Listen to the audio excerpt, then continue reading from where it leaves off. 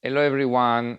So in this video, I want to talk about what enlightenment is not. So there are a lot of gurus or teachers or whatever that they are going to tell you stories about what enlightenment is in their mind. And it's either something that is you cannot understand with the mind and you need to understand through the heart or through the soul, or it's going to be something completely generic that doesn't make any sense, like it's the everything and the nothing. I'm exaggerating, of course, just to make a point, yeah. But it's going to be something that is completely unpractical, so that you cannot do. Or it's going to be some weird stuff about doing certain rituals, certain practice, certain activity that don't seem to make any sense. So I kind of want to warn in general, whoever is listening to this video, about those gurus. First of all, what is a guru anyway? So I think in Hindi, I assume, or in Sanskrit or in Pali, I'm not really sure, but I think it means teacher or master or something like this. So, but in the way we use the word guru today, it gives the impression of someone that is above. So he's above us and is generously sharing his superior wisdom with us. And that wisdom is often cryptic and non-understandable, but that's only because the guru is above us and we cannot understand. But then he's not a good teacher. I mean, isn't the ability of a teacher to be able to explain things in a way that is clear and easy to understand? If it's cryptic and non-understandable, it doesn't mean the guru is good. It doesn't mean the teacher is good. It means the teacher is bad. So now the question is, why is the teacher bad? Is he bad at teaching, or he has no idea what he's talking about? And of course, it could also be both. So I want to first continue a little bit in general before I go into specific examples of what enlightenment is not. So when you're learning something in general, you expect to learn maybe not in a completely linear way, that for every bit of information you acquire, you can immediately test it out and apply, etc., etc. But you probably expect to see some results. It's like, imagine that you go for piano lessons. Of course, you don't expect to be able to do a sonata or whatever it's called immediately. Maybe you will never be able to do it. But I mean, you expect within a few weeks to be able to at least do something with the piano, and within a few months something more, and maybe after a few more months you can read a partition, the notes, you know. Or if you learn a language, you expect that initially you can recognize basic words and basic verbs, and then maybe after a month you can say something like, I want an hamburger, or where is the bathroom? And after 6 months you can have some simple conversation. I mean, don't we always expect to actually learn something during the process of learning? The teacher is supposed to give us information bit by bit, and we have to see some results. Even if you go to the gym and you lift weights every day or every week, I'm not sure, you expect to see some gains in terms of muscle or in terms of strength. You are able to lift more. But we expect to see something. I think in almost everything we do in learning, in the context of learning, at university, well, school we are forced, but piano lessons, learning a language, learning to ski, learning to drive, we expect some results along the way. I'm stressing the part along the way. No one will study the piano for 5 years, or studying how to drive or a language for, let's say, 5 years, and get absolutely no results along the way, except the promise that eventually they will learn. Only, in quotes, spiritual stuff, some people accept this. Just trust the guru, just do the exercise, just repeat the mantra, whatever. And some people have been doing this stuff for 5 years, 10 years, 20 years, and there is absolutely no result. But for some reason, they still continue doing it, expecting that something is supposed to happen. But this is a huge exception. This will not happen in any other form of learning. We will never accept that. We will either say the teacher is bad, or the teaching is bad, or this is useless, we will not continue the process. Even in the gym, if we don't gain muscle after a year, we will not continue lifting weight if we gain no muscle and we get no increase in strength. We will stop after a few months. And in general, if the teacher cannot teach because they just say, oh, this weight is mysterious, you don't know anything about this weight, and this exercise is mysterious, and we will just leave. If the piano teacher give us some confusing instruction, we will just leave. If the language teacher just keep talking in his language without explaining anything, and we understand nothing of what he's saying, we will quickly quit. But for some reason, in the so-called spiritual circles, people are okay with that. They are okay with just continuing, even if they make absolutely no progress.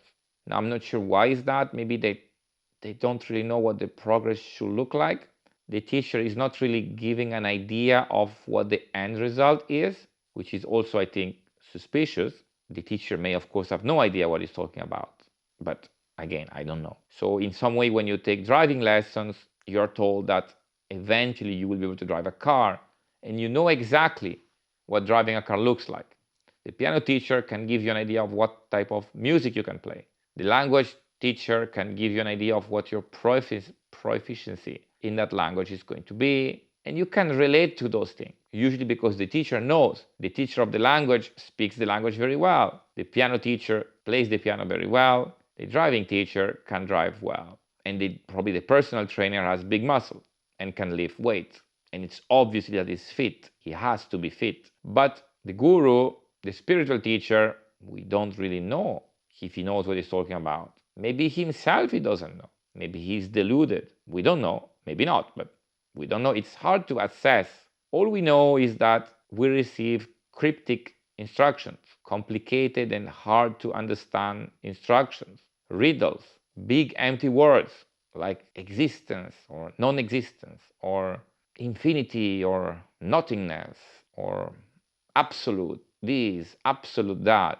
We get big words that we cannot relate to because what does that mean? I mean, what is absolute nothingness? Or what is, I don't know, like absolute infinity? I mean, I'm joking also.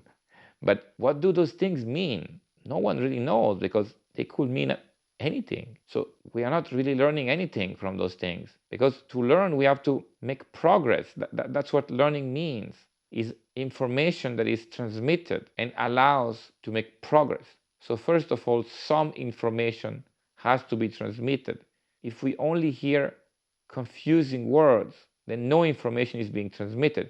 It may be sent by the guru, but if it's not received, then no information is being transmitted. And so no progress is made. But learning is making progress. You expect to receive information from the piano teacher, to learn a little bit better every day how to play the music. And by the way, you have to experience what you're learning. So the piano teacher is not going to go into a lot of theory. He's going to put your hands on the piano and you're going to start playing. Now, there may also be some theory, but you will get your hands on the piano and you will start playing something. So whatever you're being told is quickly going to translate into experience, is quickly going to be experienced. You are going to experience playing music with your own hands. When you learn from the driving school, you will quickly get into the car and turn the wheel and press the pedals. You will directly experience what you're being taught. It will convert, it will translate, it will become experience. When you lift weights, yes, they will explain you the safety rules, the theory, etc. But eventually, you will lift some weights. You will progress. So learning is about progressing. You are doing the learning by yourself progressing. And you have to be able to notice that some progression is happening. So the information that the teacher gives you as the only purpose of allowing you to progress in practice. Learning is about practicing, but practicing something that allows you to progress. The driving school teacher doesn't tell you to hold the driving wheel and just look at it and stare at it for 1 hour. Or he doesn't tell you to press that single piano key 10,000 times the same key. Or the language teacher doesn't ask you to repeat the same word 1,000,000 times. So you have to receive some information that has to allow yourself to progress in practice, to actually progress. You have to experience the progress in practice. This is what the learning is. The information that you receive from the teacher is only useful to enable this process of progressing in practice.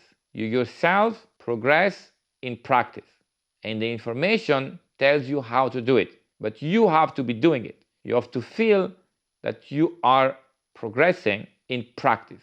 Now, so what do those usually, what do those teachers teach about enlightenment? So there are different ones, but in general, there are some points that are very common across many of them. Some are going to talk about abandoning the mind or getting rid of the mind, or something like the mind is bad or thoughts are bad. That doesn't really mean anything. I mean, if something is wrong with their mind, how can they even teach? I mean, clearly their mind should be, if they can explain a concept, clearly their mind is functioning. Now, maybe they are talking about being able to turning off their mind from thoughts. Sure, I mean, there may be some ways to achieve certain states which allow you to turn off thoughts from your mind. I mean, sleeping is one of them, but sure, there may be other scenario in which you can achieve this state of not thinking about anything through some sort of focused attention, focused concentration, which is meditation. I'm not sure exactly what is the purpose of that and what exactly it's supposed to give you, the fact that you can focus on not thinking. But sure, someone may be interested in that. So in that case, that could be valuable. If someone finds this valuable, then why not? They could focus on practicing not thinking. But then they are not practicing something superior or more important. They are not practicing enlightenment. They are just practicing meditation as in a way to not think. And if they think that this is relaxing, this is interesting, this is funny, this is entertaining, why not? They can do it. But if they think that this is going to lead to something specific, it may very well not lead to anything. Other ideas, for example, renunciation, the idea that you have to give up certain things that you like, as if this will offer some kind of spiritual reward. This comes from the belief a lot of people have, that is a conditioning in some way that most people have, the idea of no pain, no gain. If you do some sacrifice, then you get something, which sometimes is true, of course, but it's true when it's true. So for a practical reason, for example, the concept of delayed gratification. So if you save your money and you invest it, instead of spending it immediately, you may have more money in the future. So then yes, you make a sacrifice, you save your money instead of spending it, and you will have more in the future. But it's because of the principle of delaying the gratification, and not because of the principle of no pain, no gain. No pain, no gain is not a principle. It may be a pattern that often happens, but it's not the root cause. In the specific case of investing to grow your money, the root cause is delayed gratification and compound interest, which are the forces that will allow you to have more money by doing the sacrifice of not spending it, and then the money is going to grow because you invested. But it's not really no pain, no gain, or the gym, let's say. It just happened that humans don't like the effort of lifting, but maybe some people do. What grow your muscle at the gym is the lifting. Now, if the lifting is painful, then yes, you can say no pain, no gain, but maybe some people enjoy the lifting. So the principle is just that using the muscle grows the muscle. It's not no pain, no gain. No pain, no gain is not an absolute rule of the universe. It's just a pattern that sometimes happens. But for example, let's say maybe fruits are healthy and they taste good. It's not that there is some specific rule that say that everything that is healthy has to taste bad and everything that is unhealthy has to taste good. Certain things are unhealthy and taste good, like maybe too much sugar, but other things are unhealthy and taste bad, I'm sure. And certain things taste good and are healthy, and certain things taste bad and are unhealthy. So, but then we end up confusing, let's say, the side effect, which is no pain, no gain, which certain times is true, with the root cause, which has nothing to do with the side effect. So, no pain, no gain is not an absolute truth. It's a common side effect for specific things, but it's not always true. It's true sometimes and is not true other times. Like sleeping is very important for health, or drinking water is very important, but Most people like to drink water, and most people like to sleep. So where is the no pain, no gain here? It's clearly not there. But we often have this idea that no pain, no gain. So this idea that almost it cannot be possible that we achieve something significant without a great amount of pain. But why?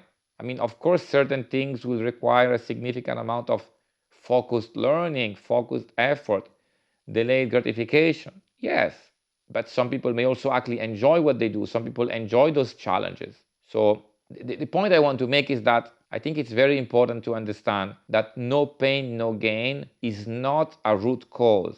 It's a side effect that sometimes is true.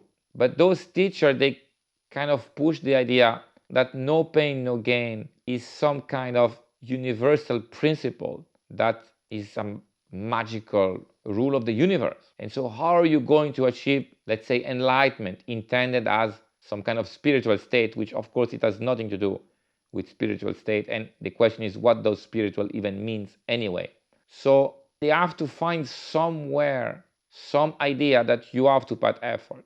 Maybe also because they believe it themselves, and maybe also because at the end of the day you can always do more effort. So if it doesn't work, well, it's your fault because you didn't put enough effort. So if only you had put a little bit more effort, of course, no matter how much effort you put, you could always have put more effort. And so basically it's always your fault if it doesn't work because you didn't put enough effort. So renunciation, well, you could renounce anything really, and it could very well never be enough until you are on the street starving and under the rain. You live under a bridge, and maybe that's not enough renunciation.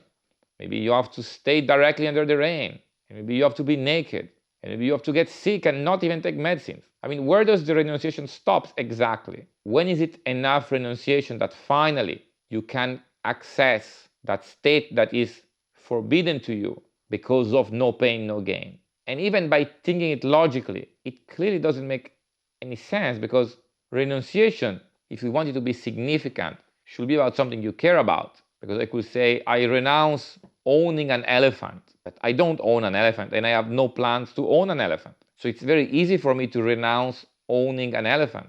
So it's very easy to renounce things that you don't care about. What about renouncing renunciation? I mean, are those gurus poor that they have zero money? Have they renounced all their money already? I mean, what exactly are they renouncing? Like certain foods? Like certain comforts? But why assume that those are important? Because what is important for someone may very well not be important for someone else. And what about renouncing renunciation? That also makes sense. So can they actually renounce renunciation? If they love renunciation so much, then they should renounce it too. The idea of attachment, that someone is attached to something. So you shouldn't have attachments, kind of a standard mantra in Buddhism. But what about being attached to non-attachment? Isn't it also an attachment? What about renouncing renunciation? Isn't it a form of renunciation? So those things, they don't really make sense. They quickly contradict each other. They are just stories. So the problem with most of the paths that are proposed for enlightenment is that really all they do is they add more layers of stories. So instead of removing layers, or instead of removing stories, instead of removing conditionings, they just add more conditioning. They make a more complicated story. So now, to achieve enlightenment, you need renunciation, you need meditation, you need to be able to quiet your mind, whatever that means. You need to be able to focus and be in the present, whatever that means. And then what? I mean, is something magical supposed to happen? Because I suspect that there are people that have been doing this for years. They have been meditating for years. They have been reciting mantras for years. They have been renunciating who knows what. Of course, they will only renunciate things that are very easy to renunciate. And anyway, renunciation doesn't make any sense, because then at some point you should renounce renunciation anyway. So it doesn't make sense. So let's say they have renunciated. Let's say they always focus on trying to be focused in the present, whatever that means. Then what happens? Do they see some progress? Is something happening? I mean, can they actually say that they have progressed? Because that's what learning is. That's what learning means. Learning means making progress. Learning is not the process of doing what you're told. Learning is the process of progressing. Of course, you can progress by doing what you're told. So you can progress by following the process of doing what you're told. But you could very well not progress by following the process of doing what you're told. And that means that it's either a bad teacher or it's a bad teaching. But something is wrong. If you're not progressing, if you cannot see, and maybe not day by day, but if you cannot see often enough this constant progression, then you're not progressing. If you're not progressing, you're not learning. You may acquire more and more information, but memorizing more information is not learning. Learning is a progression of something that you can experience. You must be able to tell the difference, to feel the difference. Something must happen. You cannot just insist on a process which doesn't lead to anything, just hoping that eventually something will happen. If nothing happens, it's a bad teacher or it's a bad teaching, but something should happen. If the teacher just say that he's above you and you cannot understand, or eventually you will understand, there is a saying which says that if someone cannot explain something simply, they do not understand it. Of course, they don't have to explain everything. Of course, there may be some details that requires a lot of understanding, but I'm sure a teacher of particle physics can explain the basics of physics. Of course, it cannot explain the advanced equations to everybody, but it can probably explain the basics. It can start somewhere, and after that conversation, you probably understand a little bit more. So it just didn't give you a lot of jargon that is completely not understandable, and then you leave the same. If that's the case, the teacher has failed. You should be able to leave the conversation with the teacher knowing a little bit more. And it's not about how great the teacher is, it's about the teaching. Ideally, a good teaching should allow a bad teacher to teach. Of course, it's better to have a good teacher, but I mean, if certain things are simple enough, you can probably learn them even with a bad teacher. But then there has to be a good teaching. There has to be something to learn. And often, those gurus, they don't seem to try to make it clear, to make it simple, make it pragmatic, to make it actionable. They just try to make it complicated, confusing, cryptic. It's kind of useless. You just have to have faith. But usually you do not accept that for a normal teacher. If you go to a language school and after a few weeks you have learned nothing, you start to question the teacher. Or if you go to the driving school and after 2 weeks you understand still zero, you say something is wrong. They cannot ask you to just stare at a car every day for 3 hours. You will be, what are we doing here? I mean, we are supposed to learn to drive. You're supposed to progress along the way. So this is the metric of if the teaching is good and if the teacher is good. Do you feel that you're progressing along the way? It's not how great you think the teacher is. This is completely irrelevant. It's not how amazing words he can say, or he looks so smart, he looks so wise. This is completely unimportant. It's about you learning something. And you learn as you progress. And you can check if you are progressing. I mean, either you are making progress or you're not. If you're not making progress, you're not making progress. Everything else is completely unimportant. The teacher could be Buddha himself. It doesn't make any difference. If you're not making any progress, something is wrong. If you're making progress, then it's good. Something is happening at least. Usually there is too much focus about the teacher or about the way to teach, or potentially even about the teaching itself. It's really about whatever is going to allow you to make measurable progress, constant measurable progress. Then you're learning something. If you do not make constant measurable progress, you're probably not learning anything. So enlightenment is not about faith. It's not about great gurus. It's not about great teachers. It's not about great teachings. It's not about old wise men. It's not about sacred texts that are hard to translate, or hidden meaning of cryptic messages, or renunciation, or purity, or sin, or lack of sin, or good or bad, or morality, lack of morality, etc., etc. It's about none of those things. It's about removing conditionings, removing assumptions, removing beliefs that are based on nothing, that are not the result of direct experience, or that are just incoherent, that obviously they don't make sense. They are weak like Santa Claus. It's about removing those things. It's about realizing that those things are false. And once we realize that something is false, or doesn't make sense, or is just wrong, or it doesn't lead to anything. You cannot go back. Once you realize that Santa Claus doesn't exist, you cannot unrealize and believe again in Santa Claus. But almost exclusively, all those gurus, they are not helping you to remove stories from your mind. They are not helping you to remove conditionings. They are just giving you new stories to add on top of the stories you currently have, new beliefs, new assumptions, new conditionings. Now, not only whatever you were doing stays and whatever you believe stays, but you have to add renunciation. You have to add staying in the present. You have to add meditation. You have to add a quiet mind. You have to add more beliefs. You have to add faith that if you keep believing in them, something will happen. You're just adding more stories. And of course, usually there is no progression because there is rarely progression by adding new stories. So what enlightenment is the removal of the stories, the removal of the assumption. When you remove something false, it's called a realization. When you realize that Santa Claus does not exist, that's a realization. And you can feel that something is happening. You can feel the progression. You can feel step by step at every realization that you're making progress. You're removing beliefs and assumptions and stories. You're not adding new stories. So enlightenment is about removing and not about adding new stuff. It's about removing conditionings and stories and not about adding new conditionings and stories.